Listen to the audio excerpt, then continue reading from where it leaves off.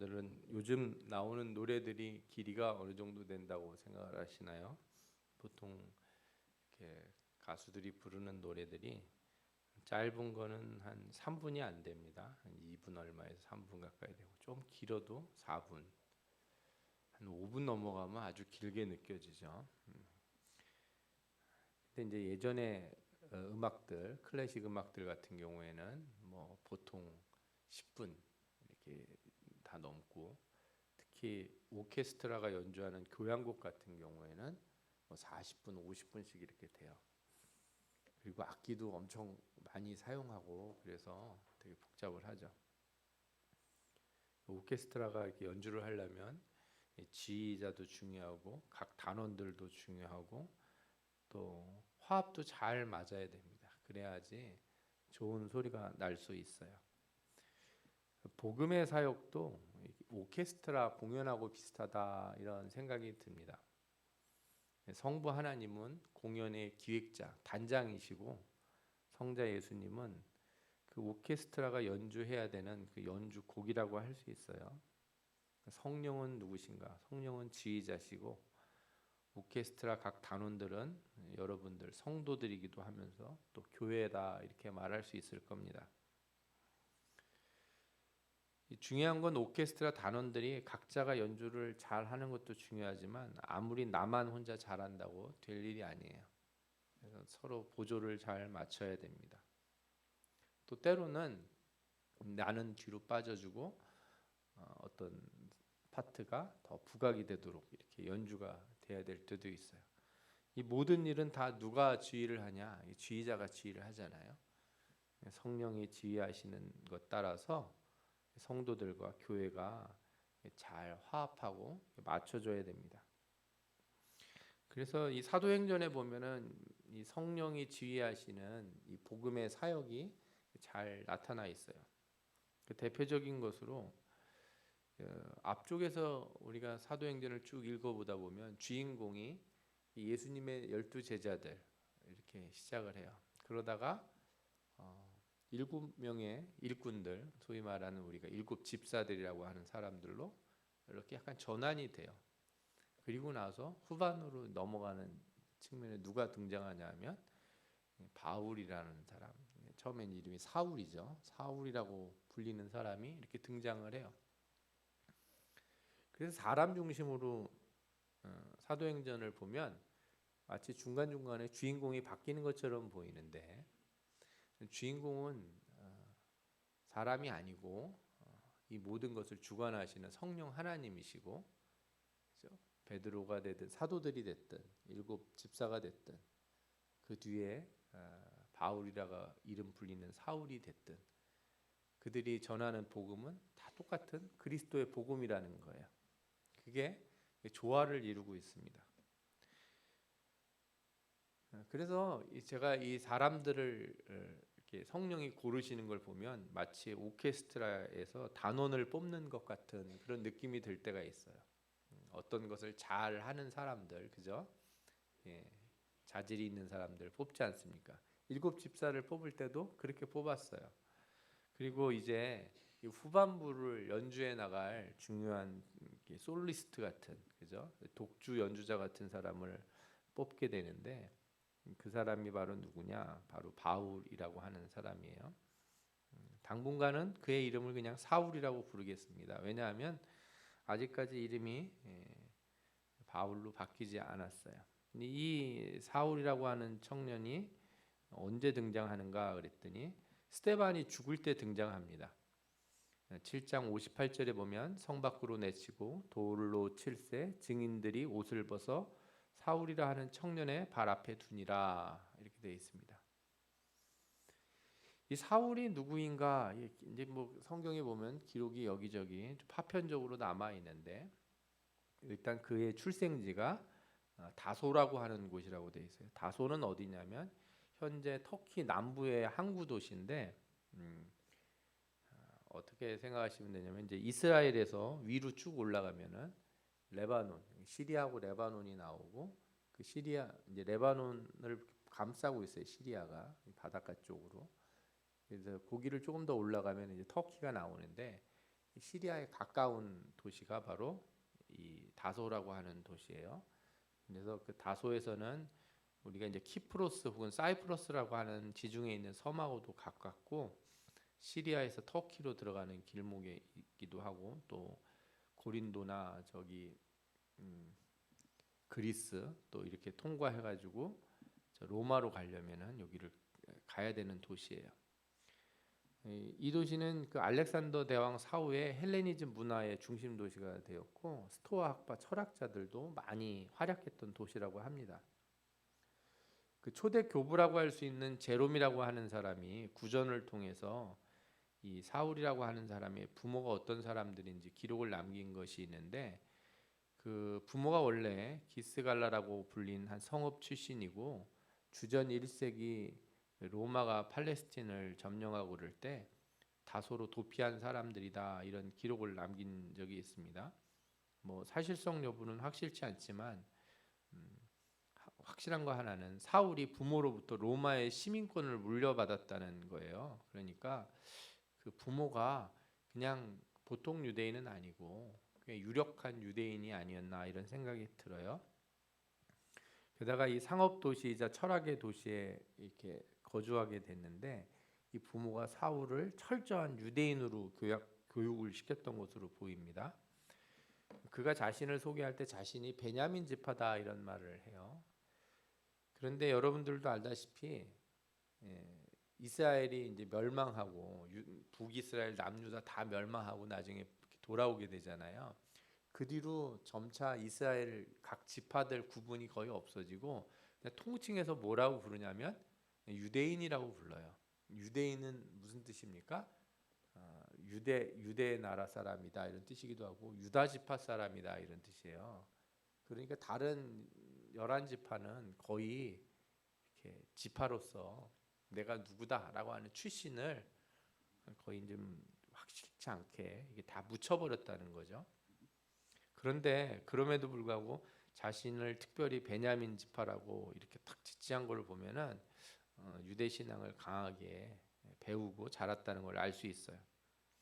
바울도 자신이 다른 사람들보다 지나칠 정도로 유대교를 믿었고, 또 유대교 전통에 해박한 지식이 있었다 이렇게 고백을 합니다. 그것 때문에 예수님을 핍박하기도 한 거죠. 이런 사울이 성장하면서 이제 예루살렘으로 가서 거기서 교육을 받았던 것 같은데, 당대 최고의 율법학자인 바리새인 가말리엘 1세에게 구약과 이런 율법 교육을 받았다 이렇게 되어 있습니다. 가말리엘 이 사람은 누구냐면, 베드로와 요한이 잡혔을 때 어떻게 할까 논의하는 중에 이 사람이 나서서 이들이 만약에 잘못된 것을 얘기하는 거면 금방 망할 것이고, 만약에 하나님으로부터 온 참된 말을 하는 것이면 우리가 이 사람들한테 해를 가하면 안 되니까 그냥 놔주자, 이렇게 아주 논리적으로 얘기했던 사람이에요. 그 사람 밑에서 배운 거예요. 그러니까 이제 바울은 지파로는 베냐민 지파고, 또 어떤 그 교리적인 색채로 따지면 바리새인이다 이렇게 볼 수 있어요. 아주 골수 바리새인이다.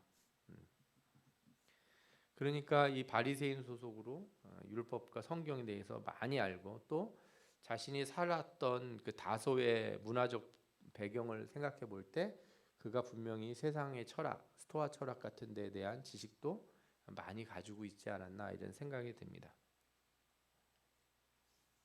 우리가 이제 이 사울과 바울이라는 이름을 동시에 쓰기도 하고 그러는데, 어떤 사람은 사울이라고 하는 이름이 높은 자 이런 뜻이고, 바울은 낮은 자. 그래서 사울의 이름을 바꿨다. 자기가 높은 사람이 아니라 이제 낮은 사람이 되기로 해서 이름을 바꿨다, 이런 말씀들을 하는 경우가 있어요.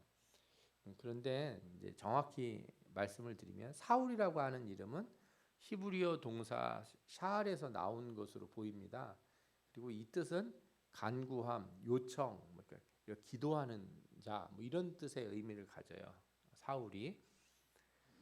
그럼 바울은 어디서 나온 이름이냐? 바울은 그 사울하고 전혀 상관없이 헬라어에서 나온 이름인데, 그 바울의 이름 뜻이 낮은 자, 작은 자 이런 뜻이에요. 그러면 왜 이렇게 간구하는 자에서 바울이라고 하는 이름을 바꿨는가? 보통 이런 경우에는 이제 히브리 이름을 헬라의 이름으로 바꿀 때 의미를 동일하게 한다든지 아니면 음차, 음이 비슷한 걸 따른다든지 하는 방식을 써요. 예를 들자면 게바가 베드로가 되는 방식 같은 거죠. 이게 음을 따르는 건데 이런 방식을 쓰지 않고 사울은 어떻게 이름을 바꾼 거냐면 사울이라고 하는 이름이 왕의 이름이었잖아요. 그래서 그거와 의미적으로 그 이름이 쓰인 그 이름 자체가 가진 의미의 반대가 아니라 그 이름이 쓰인 그 왕의 이름에서 반대가 되는 바울이라고 하는 이름으로 이렇게 쓴 것 같아요. 그냥 의미로 반대가 아닌 거는 확실해 보여요. 어쨌든 여러분들이 바울이라고 하는 이름은 낮은 자라고 하는 뜻이라는 거는 맞다. 단지 사울이 그 높은 자라는 뜻은 아니다. 그렇게만 알고 계시면 될 것 같아요. 사도행전은 사울을 스데반의 죽음과 함께 등장시킨 후에 그 스데반과 같은 7집사 중에 한 명인 빌립의 전도 과정을 8장에서 다뤄요. 그리고 나서 이제 9장에서부터 사울을 등장시킵니다. 근데 이거는 이제 빌립의 전도 과정과 별개의 시간에 일어났다기보다 동시대의 일인데 아마 글로 기술할 때 먼저 빌립 얘기를 쓰고 같은 시점에 일어난 바울의 얘기를 쓴 것 같습니다. 이제 사울이라고 하는 이 사람이 스데반을 죽인 후에 그리스도인들을 잡아 복음을 막는 것이 하나님의 뜻이라고 확신을 하고 그래서 이건 스데반 정도로 그칠 문제가 아니다. 그래가지고 가만히 보니까 이 사람들이 여기저기 여러 도시로 퍼져나가는 것 같으니 가서 다 잡아와서 재판을 해야 된다고 생각을 했던 것 같아요. 그런 일을 하기 위해서 먼저 허가를 받아야 되는데 특이하게도 그는 로마의 허가가 아니라 대제사장의 허가를 받습니다. 당시 로마는 가급적이면 자신들이 통치하는 민족들의 내부 일들, 예를 들어 종교나 문화 관련된 사항을 직접적으로 통제하려고 그러지 않았습니다. 물론 이런 사항은 이제 황제가 어떤 사람이냐에 따라서 수시로 바뀌곤 했는데 대부분은 자신이 지배하는 민족이 반란을 일으키지 않고 세금만 잘 내면 그냥 어느 정도의 자치권들을 인정해 주는 분위기였어요. 그래서 바울이 대제사장에게 허락을 받아서 유대인들을 잡으러 간 거예요. 그러니까 예수 믿는 유대인들, 다른 민족은 못 건드리고 자기네 민족, 종교적인 문제다 이렇게 생각을 해서 잡으러 간 것 같습니다. 그래서 그가 어디로 떠나냐면 다메섹이라고 하는 곳으로 가는데 이 현대식 명칭으로는 다마스쿠스라고 불러요. 여기가 어디냐? 시리아의 현재 수도라고 알려져 있습니다. 다마스커스, 뭐 다마스쿠스 이렇게 부르는데 거기 다메섹이라고 하는 곳으로 가요. 다메섹으로 이렇게 가서 잡으러 떠날 때 거리가 꽤 됐습니다. 다메섹이 어디냐 그러면 갈릴리 북쪽으로 쭉 올라가면은 산이 하나 큰 산이 보입니다. 혹시 여러분들이 기회가 돼서 저 이스라엘에 가실 일 있으면 갈릴리에서 북쪽을 보면 날씨가 맑을 때 보면 산이 있고 산 꼭대기에 눈이 이렇게 쌓여 있을 정도로 높은 산이 하나 있어요. 그 산을 뭐라 부르냐면 헐몬산이라고 불러요. 예. 그래서 헐몬산에서부터 물이 흘러 내려와 가지고 갈릴리에 모이고 갈릴리서부터 다시 물이 흘러서 어디로 가냐면 요단강을 지나서 사해로 가요. 갈릴리에서 사해로 가는 강이 요단강이죠. 그럼 이제 갈릴리 북쪽에서부터 그 헐몬산까지 쭉 올라가다가 헐몬산 동쪽 편에 있는 도시가 다메섹이에요. 물론 그렇게 가는 길도 있고 예루살렘에서 요단강을 건너 가지고 이렇게 요르단 암만이라고 하는 도시가 지금은 있는데 그 요르단의 수도죠. 거기를 거쳐서 이렇게 북쪽으로 올라가는 길도 있어요. 제가 구글 지도 가서 한번 찾아보니까 거리가 뭐 경로 따라 조금 다른데 한 300km 내외인 것 같아요. 320km에서 270km 사이. 짧은 길은 한 270km 된다고 보이더라고요. 얼마나 걸리나 그랬더니 길로 따지면 우리 교회에서 대구까지 거리가 한 그쯤 돼요. 예, 걸어서 가면은 한 열흘 걸릴 겁니다. 예, 하루 종일 계속 걸으면은 뭐 일주일에도 가겠는데 짧은 거리가 아니에요. 지금처럼 도로가 잘 닦인 그런 시대가 아니니까 걸어서 갔으면 한 열흘 걸렸을 거고 말을 타고 왔으면 그보다 좀 며칠 줄었겠죠. 그 길을 가면서 이제 뭐 여러 가지 생각을 하고 여러 가지 얘기들을 했을 거예요. 혼자 간 게 아니고 여러 사람들과 같이 왜 그리스도인들을 잡아야 되는지, 이게 왜 정당한지, 왜 하나님 말씀과 이게 안 맞는지 뭐 이런 소리를 해가면서 그죠? 아주 의기양양하게 잡으러 이렇게 가요. 성경에도 뭐라고 나오냐면 위협과 살기가 등등하다 이런 표현을 써요. 확실한 어떤 자신의 그 믿음을 가지고 가는 거였죠. 근데 그런 과정에 갑자기 이제 다메섹에 가까이 왔을 때 하늘에서부터 빛이 탁 비칩니다. 다메섹이라고 하는 도시가 산 속에 있는 도시가 아니더라고요. 보니까 거의 평지예요. 저는 처음에 이 다메섹을 가다가 다메섹 도상에서 예수 그리스도를 만났다 그럴 때 아마 이베제 고개 같은데 이렇게 넘다가 고개 꼭대기에서 하늘에서 빛이 쫙 내려와서 말에서 툭 떨어지면서 이렇게 예수님을 만나는 이런 상상을 했는데 지도를 이렇게 살펴보고 지형이나 도시를 살펴보니 그런 드라마틱한 건 좀 없더라고요. 평지더라고요, 도시가. 동네가 이거 완만해요. 어쨌든 이제 도시가 거의 다 보이는 아마 이제 도시 입구에 와서야 이런 일을 경험한 것 같아요. 하늘에서부터 빛이 쫙 비치는데 서치라이트 아시죠? 무대 위에 이렇게 연극을 하는 사람들에게 빛이 비추듯이 빛이 쫙 비친 거예요. 그러니까 이 강한 빛이 비춰지니까 사울이 그냥 엎드러지게 됩니다. 아마도 말을 타고 갔다면 이렇게 탁 말에서 떨어져서 이렇게 엎드렸겠죠. 그때 하늘에서부터 놀라운 음성을 듣습니다. 사울아 사울아 네가 어찌하여 나를 박해하느냐. 이 음성을 들으니까 이 사울이 자신을 낮추면서 이렇게 묻습니다. 주여 누구시니까. 이 사울이라고 한 사람이 막무가내 사람은 아니에요. 이 사람이 신앙이 있고 이 성경을 아는 사람이기 때문에 자신에게 지금 이런 일이 이게 신적인 하나님의 뭔가 뜻이 있는 특별한 일인 거지, 기적적인 것이지 그냥 일어난 일이라고 생각을 안 해. 그래서 그가 뭐라고 불러요? 주여 이렇게 부르는 거예요. 주라는 표현. 이거는 분명히 하나님이 하시는 일이다 이렇게 본인이 생각을 한 거예요. 그런데 놀랍게도 이 자기가 주라고 불렀던 이분이 누구냐? 나는 네가 박해하는 예수다 이렇게 밝히는 거예요. 이 너무 놀랐을 거예요.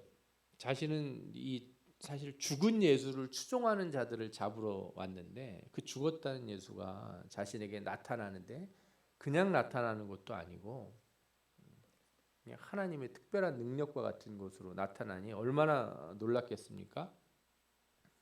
마치 성경에 나오는 많은 부르심과 같은 것이라는 것을 그가 깨닫게 됐을 겁니다. 그러면서 뭐 짧은 순간에 여러 가지 생각들이 났을 거예요. 그가 스데반이 죽을 때 스데반이 말했던 걸 기억을 했을 겁니다. 보라 하늘이 열리고 인자가 하나님 우편에 서신 것을 보노라. 스데반이 이렇게 얘기했거든요. 아 그렇구나. 스데반이 말한 그 인자가 바로 예수님이구나. 그가 죽기 전에 하나님 우편에 서 계신다는 걸 보았다고 했는데 이제 나도 그의 음성을 듣는구나. 근데 나는 보지도 못하고 소리만 듣고 죽는 건 아닌가 이런 공포심이 몰라왔을 거예요. 그때 예수님이 이렇게 말합니다. 너는 일어나 시내로 들어가라. 내가 행할 것을 내게 이를 자가 있느니라. 사울이 여기서 내가 죽는 건 아닌 거구나 이렇게 알게 됩니다. 그런데 이 예수님의 말씀이 좀 특이한 거예요. 너 나를 핍박하러 왔냐? 돌아가라. 너 조금만 더 가까이 오면 너는 한 발짝이라도 더 다메섹으로 오면 너 죽는다. 이런 게 아니고 다메섹으로 들어가라는 거예요. 내가 이곳에 왜 왔는지 사람들도 소문을 알 텐데, 그리고 누가 나한테 온다는 말인가?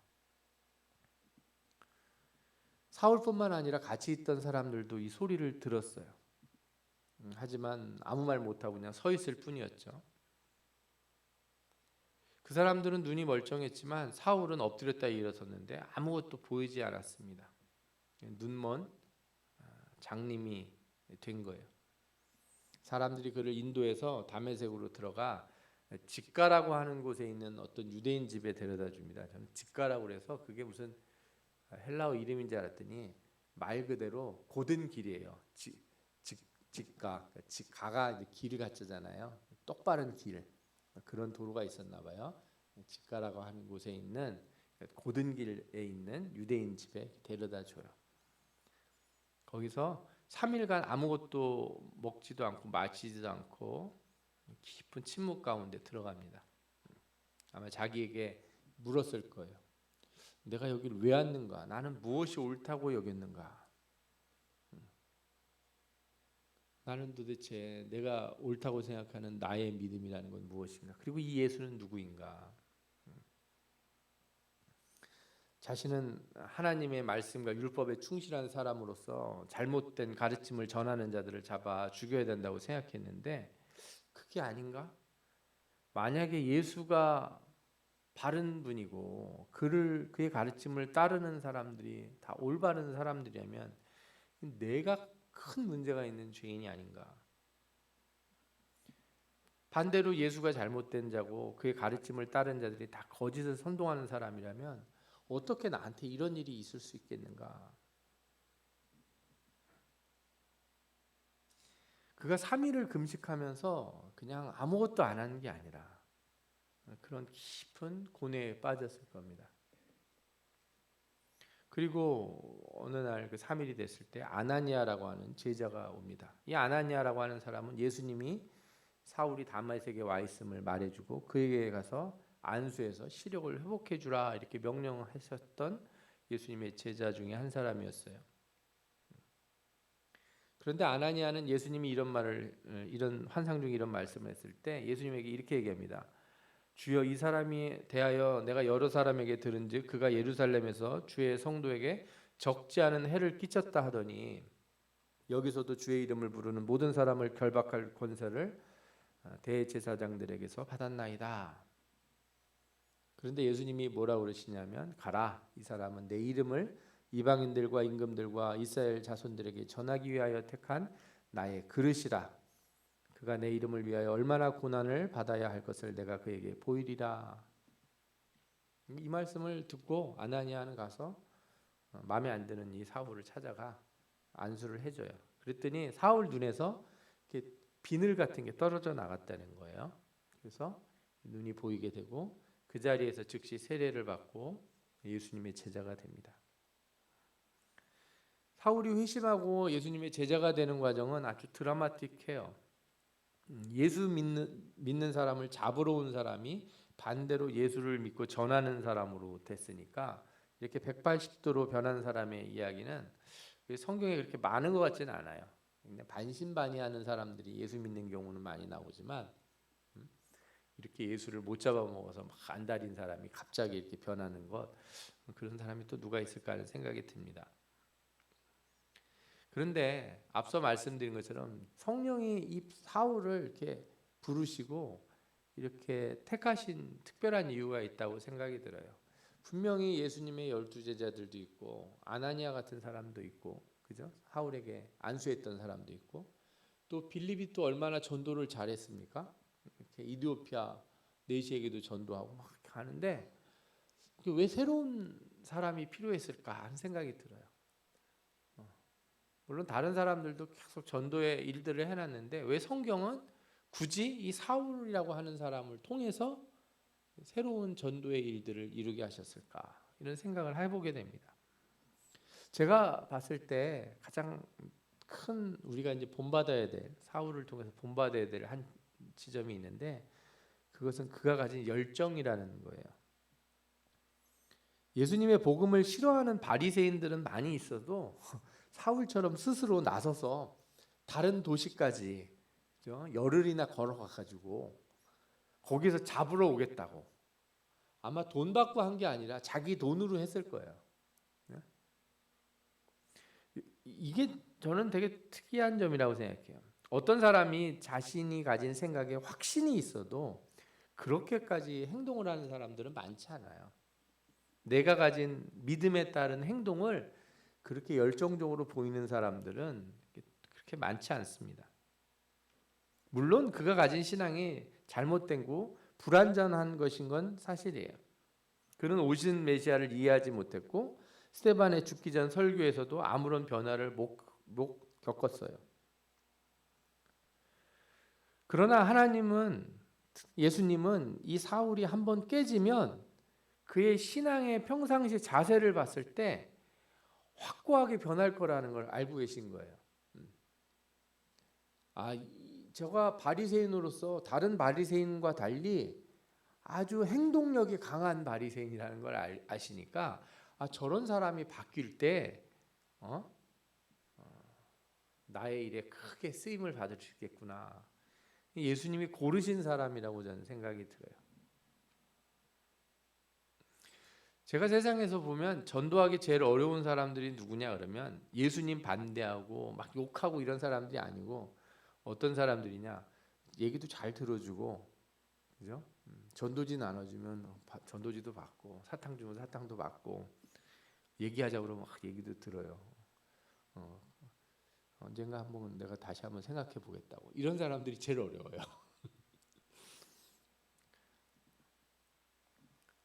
반대하는 사람들은 논쟁을 해서라도 복음을 전할 수 있어요.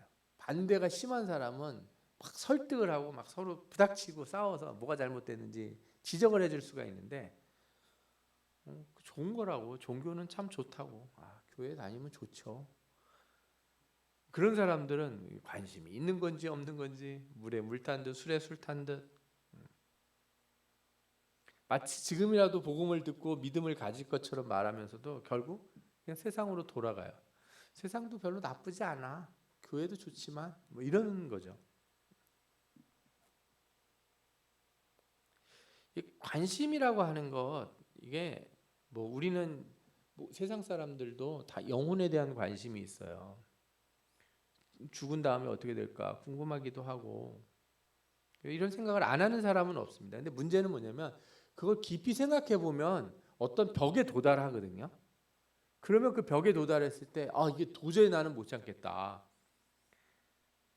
나는 이게 궁금해 죽겠다 하고서 행동으로 옮기는 사람은 교회를 나오든지 뭐 절을 가든지 뭘 하긴 해요. 그런데 대부분의 사람들이 어떻게 하냐면 아무것도 안 해요. 그리고 뭘 안 해요? 그 생각하던 것마저도 안 해요. 생각을 안 하려고 그래요. 행동을 안 하는 건 둘째치고 생각도 하고 싶어 하지 않아요. 그런 사람들이 뭐예요? 이게 아무 감흥이 없는 사람들, 영적인 것에 대한 열정이 전혀 없는 사람들,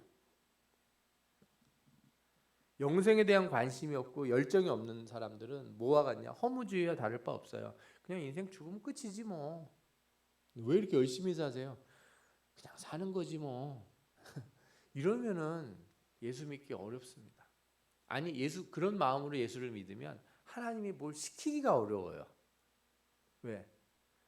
그냥 그런 거죠 뭐. 그냥 교회 다니면 되지. 주일 날 와서 예배 드렸잖아요. 이러고 그냥 신앙생활을 가게 돼요. 예수님이 사울을 뽑았을 때 왜 뽑았을까? 저는 한 가지 확실한 것 같아요. 그가 확실한 열정을 가졌다는 거예요. 그 열정을 가졌기 때문에 이 사람을 뽑아서 복음을 심어주면 그가 행동으로 옮길 것을 금방 아셨던 거예요. 저는 그 극적인 변화를 성경에서 쉽게 보게 됩니다. 사울은 눈이 멀고 금식하던 3일을 지나 아나니아를 만나고 세례를 받게 돼요. 아나니아라고 하는 사람이 오더니 예수님이 날 보냈다 그랬더니 그걸 또 받아들여요. 그죠? 깊이 생각을 했었으니까요. 근데 안수를 받았더니 눈이 툭 떠진 거예요. 3일 동안 여러분들 굶어 보시면 어때요? 눈도 떠졌으니까 밥도 좀 먹고 기운도 좀 차리고, 내가 좀 당신 어디 사시오? 아나니아, 내가 나중에 좀 찾아갈 테니 좀 만나서 얘기 좀 해봅시다. 뭐 이러면 좋잖아요. 그렇죠? 우리 보통 그럴 것 같아요. 그런데 사울이 어떻게 했어요? 바로 세례를 받아요. 눈이 뜨자마자 뭐 해요? 바로 나한테 세례를 주시오. 난 예수를 믿겠소. 바로 바뀌었다는 거예요. 아, 왜 이런 일이 생겼는지, 예수가 도대체 무슨 말을 했는지 내가 차차로 좀 알아볼 테니 나한테 말미를 좀 주시고 좀 한 일주일 동안만 날 좀 가르쳐 주시오. 뭐 이런 것도 아니에요. 어디 사셔서 좀 만나서 얘기 좀 합시다. 아니면 예루살렘에 돌아가면 그 베드로나 이런 사람들이 있을 텐데 내가 한번 찾아가서 다시 한번 상의 좀 해보겠습니다. 그리고 나서 어떻게 할지 정할게요. 이게 아니에요. 자신이 지금까지 살아오면서 바리새인으로 가졌던 모든 걸 갑자기 다 내려놓고 예수를 믿겠다고 세례를 받아버립니다. 그리고 밥을 먹어요. 열심히 먹습니다. 그리고 성경에 보면은 밥을 먹은 다음에 이렇게 기력을 회복했다 하는 얘기가 나와요. 19절에 나오죠. 음식을 먹음에 강건하여지니라. 왜 음식을 열심히 먹고 이렇게 정신을 빨리 차리고 힘을 얻었을까요? 20절에 나오죠. 그가 바로 실천에 들어갑니다. 즉시로 각 회당에서 예수가 하나님의 아들이심을 전파하니. 이게 놀라운 거예요. 이게 이 사람의 극적인 변화는 그냥 예수님 잡으러 가다가 나중에 전도자가 됐다는 게 아니라 안수받고 눈이 떠지고 세례를 받은 뒤에 이제부터 내가 해야 될 일이 있구나. 내가 이게 제대로 된 것을 알았으니, 진리를 알았으니 나는 바로 행동할 것이다. 그리고 밥 열심히 먹는, 밥을 왜 먹어요? 주님 일 하려고. 그 밥을 그렇게 먹는 겁니다. 우리 점심에 왜 밥 먹습니까? 주의 일 하려고. 열심히 많이 먹어야 돼요. 힘이 있어야 되니까. 그리고 어떻게 바로 즉시로 각 회당에 가서 예수가 하나님의 아들이심을 전파해요. 그러니까 듣는 사람들이 다 놀라요. 아니 저 사람 저거 얼마 전에 예루살렘에서 출발해서 이 동네 예수 믿는 유대인들 잡으러 왔다고 그러더니 이거 뭐 하는 짓인가? 예수 믿는 사람들 다 멸하려고 하던 자가 아니냐? 그래서 대제사장에게 끌고 가려고 한 사람이 아니냐? 이런 말을 하는 거예요. 그랬더니 사울이 변명을 하는 게 아니고 뭐라 그래요? 힘을 더 얻어서 그 말에 예수를 그리스도라 증언을 했다 이렇게 나와요. 그러니까 다메섹에 사는 유대인들이 다 어떻게 해요? 당혹해해요. 당황해하는 거예요. 아니 저 열성분자가 어떻게 저렇게 바뀌는 거지? 여러분들이 이 말씀을 볼 때 눈에 띄는 단어가 있어야 돼요. 그게 바로 즉시로. 여러분들 맞는 게 이게 옳은 것이다 이렇게 생각하면 어떻게 해야 돼요? 즉시 해야죠. 주저하지 말아야 돼요. 내 인생 잘못 살았다는 거 뻔히 아는데 아니다 생각하면 돌이켜야지. 차차로 나중에 시간 되면.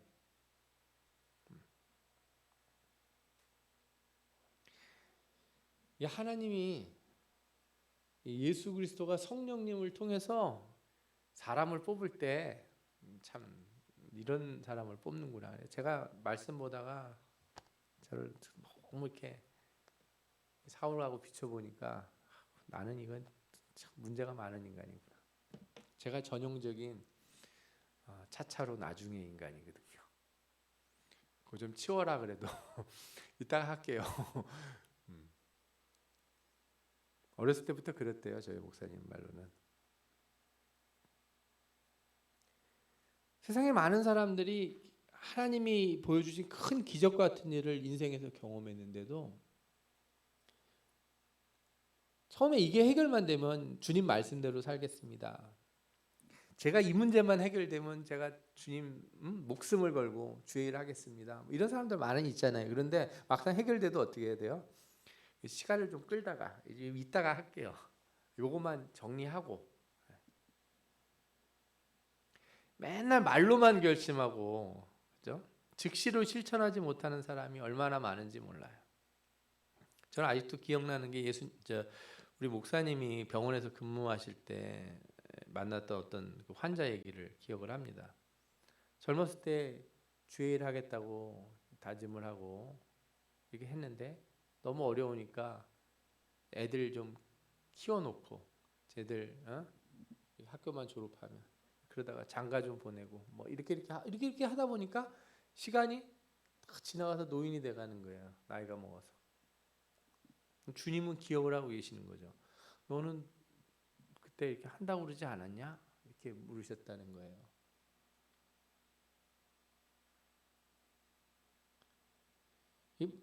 우리가 맨날 말로만 결심하던 사람들이 죽기 전에 그런 후회를 하게 될 거예요. 나는 왜 진리를 알고 있으면서도 행동하지 못했는가? 나는 왜 이게 영생이고 이게 생명이라는 걸 알면서도 왜 난 이렇게밖에 살지 못하는가?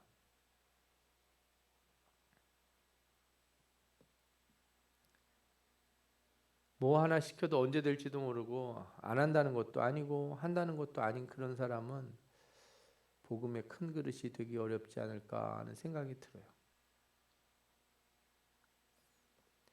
아나니아가 예수님에게 말씀을 들을 때 예수님이 이 사울이라는 사람이 어떤 사람이 될 건지에 대해서 얘기를 해주잖아요. 많은 사람들에게 복음을 전하기 위해서 택한 나의 그릇이다. 그러고서 뭐라고 얘기하시냐면 내가 내 이름을 위하여, 그러니까 그가 내 이름을 위하여 얼마나 고난을 받아야 할 것을 내가 그에게 보이리라. 그러니까 3일 동안 눈이 안 보여서 침묵 가운데 있는 동안 하나님의 음성, 예수 그리스도의 음성을 들었다면 그 음성의 내용이 뭐겠어요? 너 예수 믿으면 너 엄청 고생할 거다. 네가 나를 위해서 얼마나 큰 고난을 받아야 될지 잘 알고 각오를 해라 이거예요. 그런데 사울이 안수받자마자 세례를 받고 밥을 먹고 즉시로 나가서 예수 그리스도는 하나님의 아들이시다 이렇게 증거를 했다는 거예요. 이런 결단이 있는 거죠. 예수님도 그런 비유를 하신 적이 있어요. 망대를 지을 때 돈이 얼마나 들어갈지 생각을 안 하고 짓다가 그죠? 건축비 얼마가 들어갈지도 생각을 안 하다가 중간에 보니까 돈이 떨어져가지고 못 지면 사람들이 뭐라 그래요? 뭐 하다 마냐 이렇게 얘기할 거라는 거죠. 전쟁을 하려고 하는데 상대편이 군사가 얼마나 되는지 우리 쪽은 얼마나 되는지 딱 봐서 안 될 것 같으면 가서 화친을 청하든지 항복을 하든지 그래야 되지 않겠냐 이런 얘기를 해요. 무슨 뜻인가요? 예수 믿는데 각오가 있어야 된다는 거예요. 내가 예수 믿는데 얼마나 고난을 받을 것인지, 예수 믿을 때 얼마나 힘든 일이 있을 것인지, 예수 믿을 때 내가 어떤 일을 당하게 될 것인지 그거 아무 생각도 없이 예수 믿어가지고는 아무것도 못한다는 거죠. 결심이 있는 사람들이 예수 믿는 거예요. 결심이 있는 사람들이. 여러분 예수님이 오늘도 우리들에게 이렇게 빛을 쫙 비추고 계세요. 사울에게만 빛을 비추신 게 아니라 우리에게도 빛을 싹 비추세요. 그리고 우리를 부르세요. 만약에 우리와 사울과 다른 점이 있다면 우린 열정도 없고 실천하는 결단도 없다는 것 뿐이겠죠. 그래서 우리가 여기서 우리 자신을 보고 돌이켜야 될 거예요. 주님을 만난 사람이라면 우리도 사울처럼 변해야 되지 않을까요? 즉시로 돌이켜야 되지 않을까요? 즉시로 나가 예수 그리스도가 하나님의 아들이심을 전해야 될 줄 믿습니다. 저와 여러분 모두가 사울에게 있었던 이런 놀라운 변화의 역사가 일어나기를 주님의 이름으로 축원합니다. 아멘. 기도하겠습니다. 우리 이 시간에 같이 통성으로 기도하겠습니다. 주님, 물에 물 탄 듯 이렇게